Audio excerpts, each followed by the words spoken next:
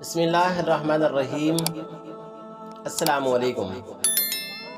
ہمارا آج کا موضوع یہ ہے کہ اہل بیت نبوی صلی اللہ علیہ وآلہ وسلم کو علیہ السلام کہنا کیسا ہے۔ یہ ایک ایسا سوال ہے جس کا جواب دینا کسی بھی مسلمان کے لیے مشکل نہیں ہے، مگر خدا برا کرے ناسبیت کا، جس نے مسلمانوں میں اہل بیت نبوی کی عظمت کو کم کرنے کی کوئی کسر نہیں چھوڑی ہے۔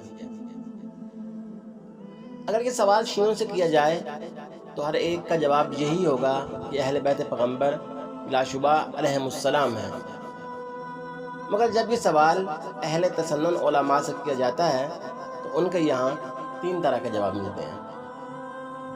ایک وہابی فکر کے علماء جو اہل بیت اطہار کو علیہم السلام کہنے کے سختی سے مخالف ہیں، جن کے یہاں انبیاء کے علاوہ کسی کو علیہ السلام نہیں کہا جا سکتا۔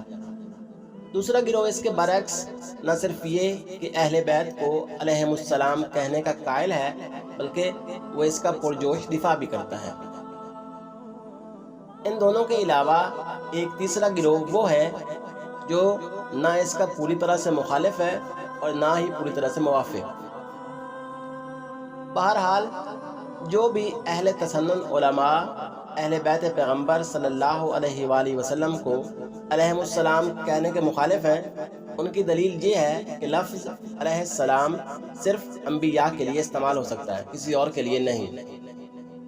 اس کی وجہ یہ ہے کہ صرف انبیاء کرام ہی معصوم من الخطا ہیں۔ ان کی یہ دلیل صحیح ہے، چونکہ انبیاء معصوم ہیں اس لیے ان کو علیہم السلام کہنا چاہیے۔ شیعہ حضرات بھی اس بات کے قائل ہیں، اور ان کے نزدیک قرآن کریم کی آیتیں اس بات پر دلالت کرتی ہیں کہ اہل بیت پیغمبر صلی اللہ علیہ وآلہ وسلم بھی معصوم ہیں۔ اس وجہ سے وہ ان کے لیے لفظ علیہ السلام استعمال کرتے ہیں۔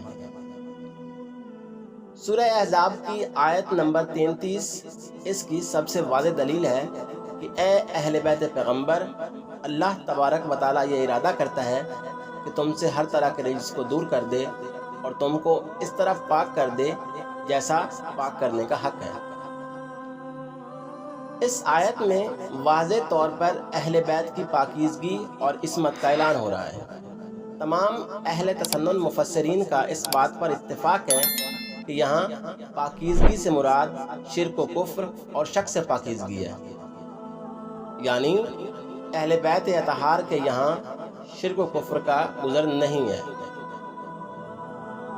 اہل تسنن کے بزرگ عالم دین احمد ابن حنبل اپنی کتاب فضائل الصحابہ میں اس آیت کے ضمن میں لکھتے ہیں کہ رسول خدا صلی اللہ علیہ وآلہ وسلم 6 ماہ کے عرصے تک ہر روز نماز صبح کے لیے نکلتے تو حضرت فاطمہ سلام اللہ علیہا کے گھر کے دروازے پر رک کر صدا دیتے تھے، اے اہل بیت، نماز نماز نماز۔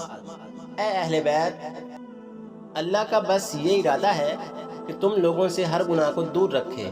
اے میرے اہل بیت، اللہ تمہیں پاک رکھے جو پاک رکھنے کا حق ہے۔ دوسری آیت جس سے استفادہ کیا جا سکتا ہے وہ ہے سورہ سجدہ کی آیت نمبر 57۔ روایت میں ملتا ہے کہ جب یہ آیت نازل ہوئی کہ بے شک اللہ اور اس کے فرشتے نبی مکرم صلی اللہ علیہ وآلہ وسلم پر درود بھیجتے رہتے ہیں، تو اے ایمان والو، تم بھی ان پر درود بھیجا کرو اور خوب سلام پڑھا کرو۔ تو صحابہ کرام نے سرور کائنات صلی اللہ علیہ وآلہ وسلم سے پوچھا، یا رسول اللہ کیفا نصلی علیک، یا رسول اللہ صلی اللہ علیہ وآلہ وسلم، ہم آپ پر کیسے درود پڑھیں؟ آپ صلی اللہ علیہ وآلہ وسلم نے فرمایا، مجھ پر درود ایسے پڑھو، اے اللہ محمد پر اور ان کی ذریت پر درود بھیج جس طرح تو نے ابراہیم علیہ السلام اور ان کی ذریت پر درود بھیجا ہے۔ اب اس روایت سے یہ واضح ہو جاتا ہے کہ آل محمد پر درود و سلام بھیجنے کا فرمان ایک قرآنی حکم ہے، اور ان حضرات کے لیے لفظ علیہ السلام کا استعمال نہ کرنا حکم قرآن کی صریحاً خلاف ورزی ہوگا۔ اللہ تعالی ہمیں اپنے حبیب مکرم صلی اللہ علیہ وآلہ وسلم کے نقش قدم پر چلتے ہوئے آپ صلی اللہ علیہ وآلہ وسلم کے اہل بیت کی محبت اور ان کا ادب و احترام بجا لانے کی توفیق عطا فرمائے، آمین۔